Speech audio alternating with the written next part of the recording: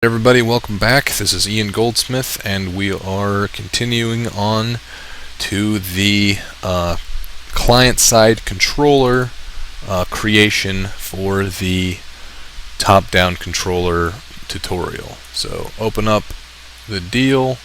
Should be in the event graph, construction script, nothing. Viewport should just have character, leave it there, or the camera, leave it there, don't worry about it. In the event graph, 4 variables that we need. We will need a minimum of 6. The first one is the client side pawn ref.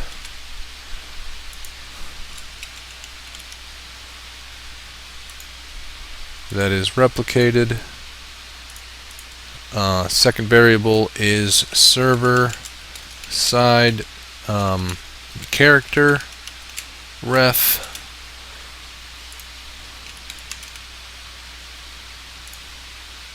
That is replicated. Network player state.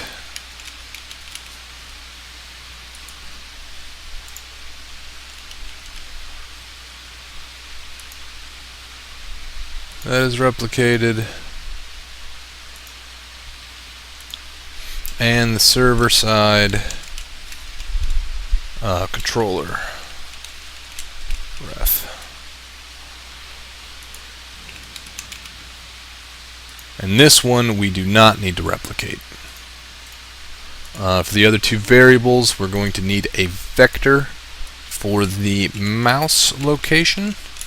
Also doesn't need to be replicated, and a minimum click distance for when we're doing movement, and we'll make that a float.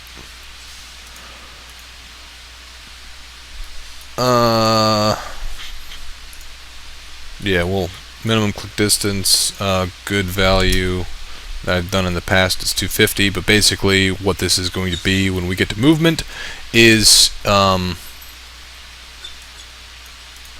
when your character is here and you click to move right next to him, your character, and you try to click like right here, it's too close to him so he won't move, and that's the minimum click distance. So there's like basically a radius around your character that is too close to the character.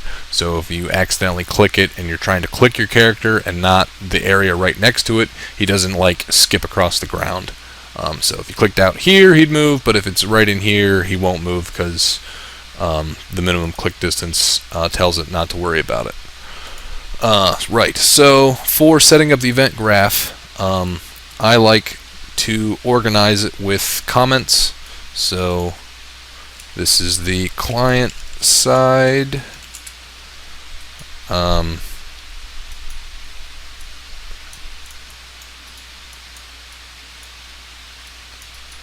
server side, just so I know that there's a separation between what I do on the client for individual players and what's going on the server, so what the players have the server do for them, and then return the value. So for the client side, the first thing we want is event begin play. From the event begin play, we are delaying 0.2 seconds just to give a chance for everybody to spawn in. Show mouse cursor true. Then we're going to jump over to the server side, custom event, server, init player. We'll leave that blank for right now because we need to call to it here. And this is our client side init player event. Keep that green.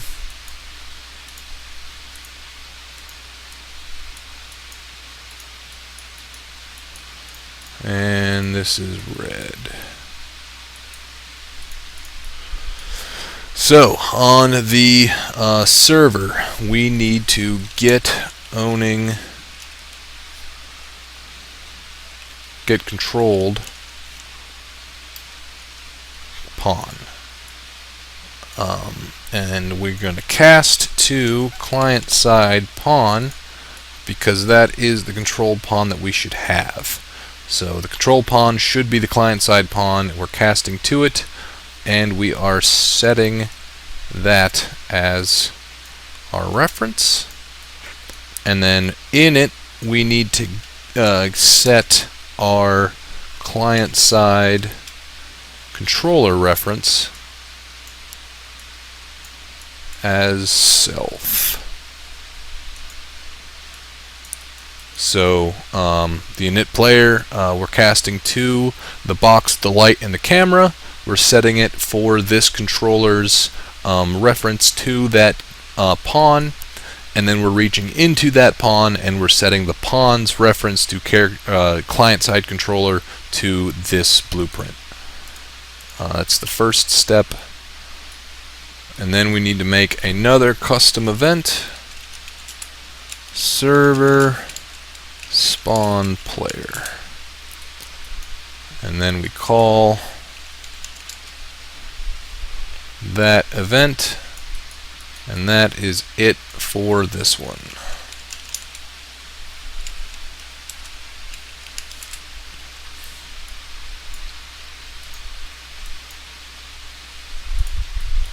Now for the spawn player event, we need to get all actors of class, player start. This is going to be the spawn points that we placed. These are player starts. So it's grabbing all of the actors of a class, which is the player start. So these three, creating an array of those actors. We want to get, or we want the last index from that array. Get random,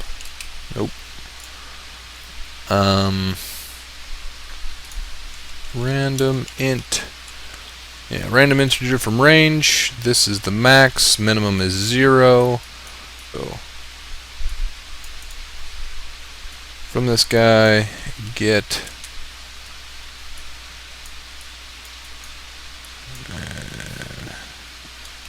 actor location, and that returns a vector. So we do once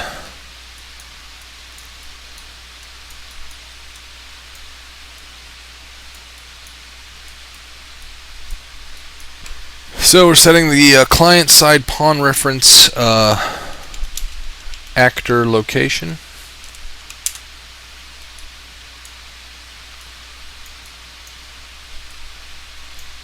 to the spawn point, and then from there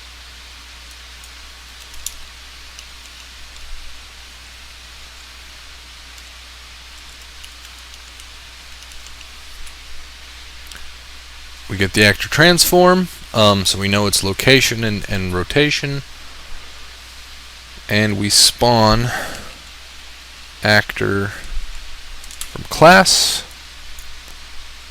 We plug that in there, and the class that we are creating is the server character, and we're making him first.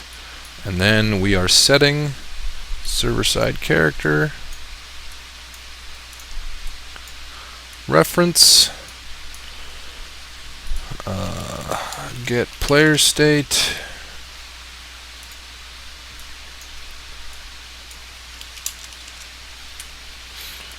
casting to our player state, set server side character reference,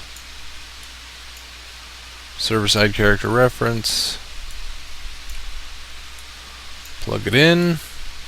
So once this is there, we are spawning in the controller.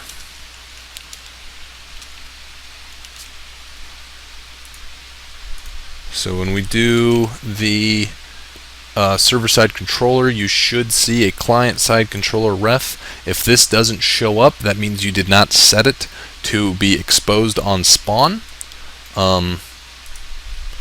So your client-side ref needs to be exposed on spawn and editable. With that set, this should populate. If it doesn't, compile and save. If you do it now, you'll get an error because it's not set up. But this can be set to self. And we're going to need this there. That should fix that. So we're creating the server character at the transform of the client-side pawn reference that is set to the actor location of the player start here. Then we're spawning in the character, setting the character to the player state, spawning in the controller, setting the controller reference,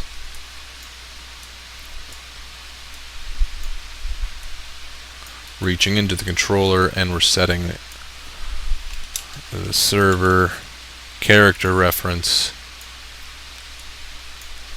to this character that we're storing in the individual client's blueprint, and then we are possessing. And the possess call is for the server-side controller and the server-side character. So the controller is who is the target, and the character is the server-side character in this possession. And that, just to go through it one more time, is the server spawn for the player. Gets an array of all of the player starts in the level, creates the array, gets the last index of the array to get a random. If you don't want to do that and you only have one, or if you want to go in order, you can have a for each loop. But this is easier for me and quicker. You get the actor location for this specific element in the array based off of that random, and set the client-side pawn to that location as a teleport. It's a good thing I'm going through this again. You're getting the actor's transform, and you're spawning in the server-side character, and giving it the spawn transform, setting the server-side character reference for this blueprint, getting the player state, casting to the network player state, and setting the server character reference to the replicated player state. Then we are spawning in the server controller, setting the client-side ref as ourself, and we are getting the same transform from the client-side pawn reference for its spawning as well, setting the server-side controller reference, reaching into the controller reference to set the server-side character reference for the server controller, and then doing the possession. And that is spawn for the server, or being done on the server.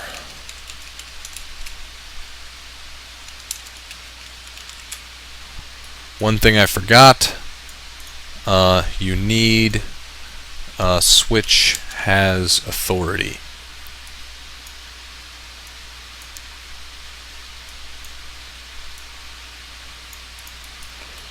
The switch has authority means that it is being called and run on the server and not on the client.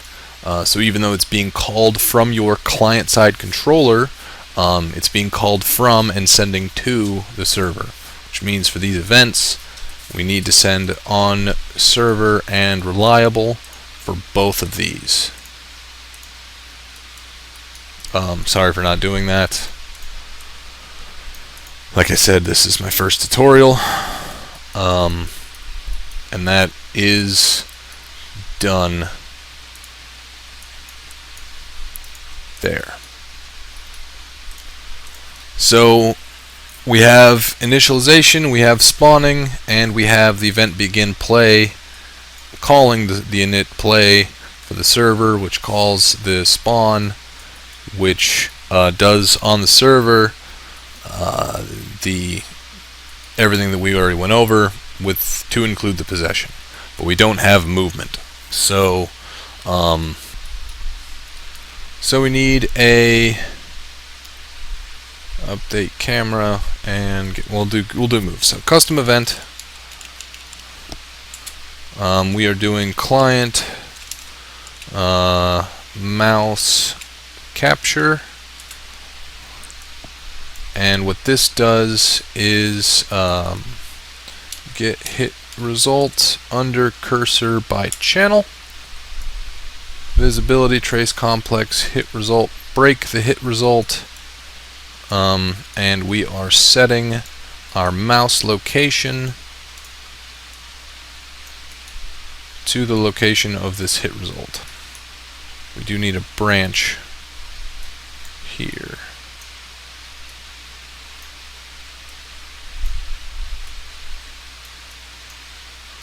Okay, so if we click and we hit something that's visible, this is true, so it'll get the location from the hit result and set it to our mouse location, and that is how we capture our mouse on the client.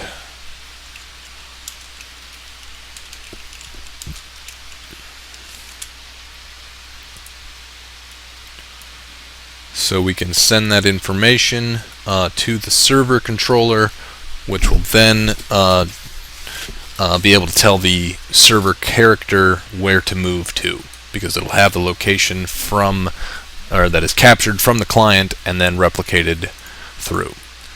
And then we need to update the camera, so custom event, client update camera.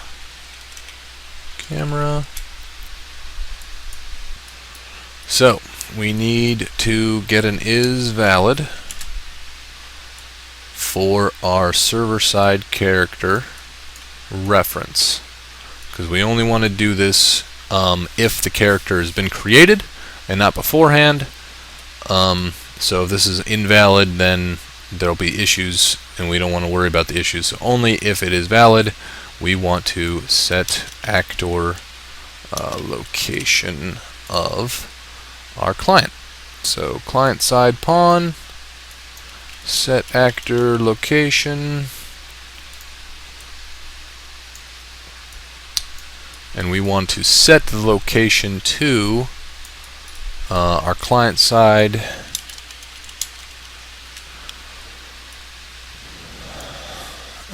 server-side character reference and the client-side pawn.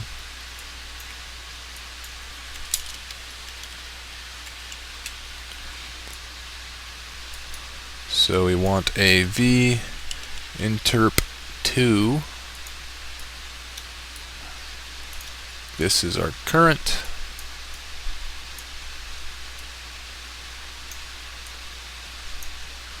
This is our target. We will need the delta time, and I'm going to put in a 10 there just to help ease the transition. And then you hook that up into the new location, and this will ensure that when this is called, which will be on the event tick, so every 0.3 of a frame, that we're getting the server side character reference, its location, and interpolating between our current to our target every frame, as long as the server side character reference is valid. So we're setting, or we're getting our current location, and we're setting a new location based off of the interpolation between the server side character and the client side. And that is how we update the camera. So client camera update, and that goes on the event tick. So we need a sequence.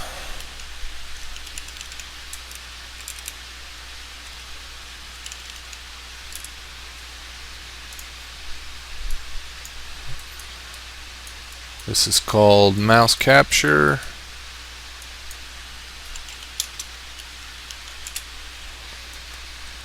This is called camera update. Plug that into delta time. Stuff to do on delta time tick. And that's all we want each character or each player to be able to do on the tick to ensure our performance isn't being wasted on stuff that's not important. So we need the mouse capture and we need the update camera. And that is all we need for that.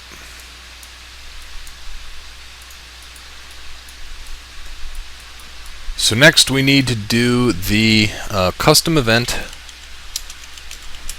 to move the character. So server move server character. So this is where we are going to send information to the server that we want to move the server character. So because this is a server call, we need this to run on the server is reliable. Switch has authority. From there, we're going to need our mouse location.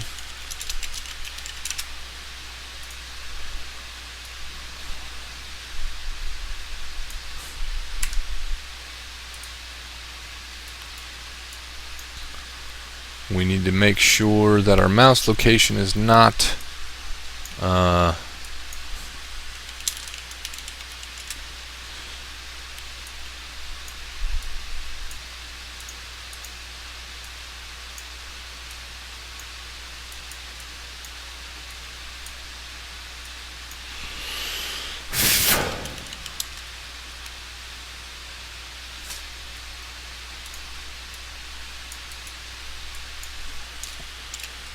is not greater than or equal to our minimum click distance.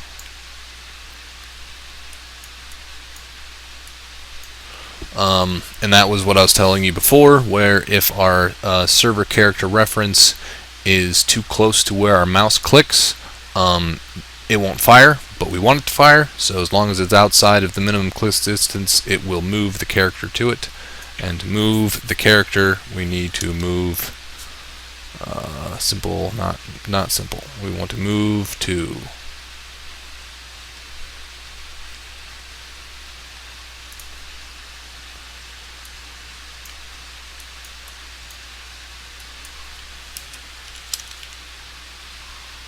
Move to location.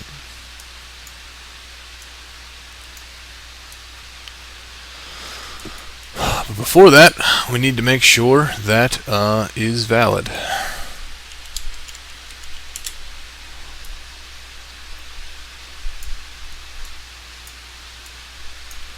So if it's valid, move to location, and the location we want to move to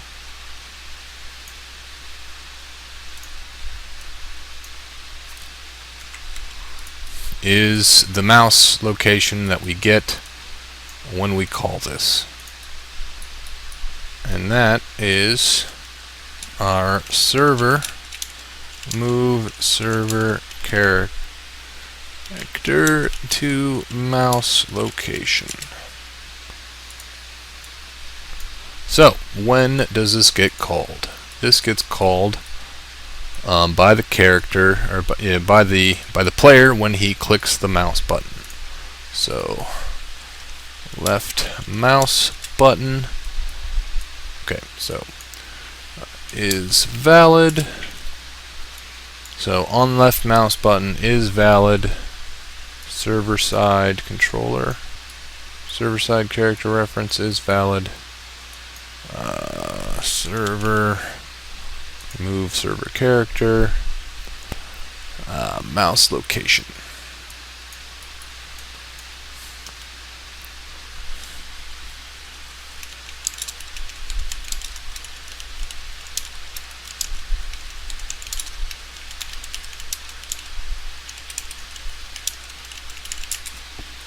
So we're having server move the character to the mouse location, but because it is on the left mouse button click, we're going to keep this on the client side because the work is being done here, which is on the server side, and that's everything that's being done there. So compile that, save, let's test it, see what happens. So we're going to leave it as 1, not dedicated server, new editor window, and we got a problem. So no errors show up, that's cool. Let's go into our character. Client side character, viewport, let me see that camera boom. You do not do a collision test. So no collision test, compile, save, one more time.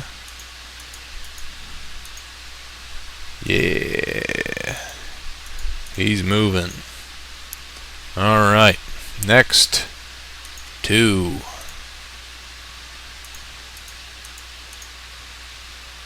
And shrink these down so we can get everybody on the screen.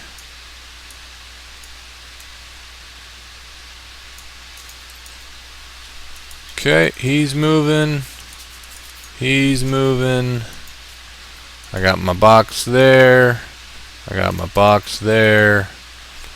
And then we close out. No errors. Dedicated server. Play. He moves. He moves.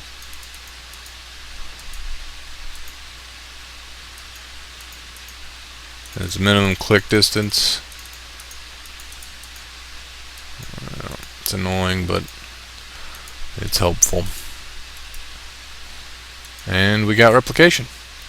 So that is it for the tutorial. I appreciate any comments that assist in the development of the top-down networking controller. So if you know anything or have any input that would make this process simpler, more efficient, or overall better, please leave them in the comments, and I'll appreciate it. Thanks.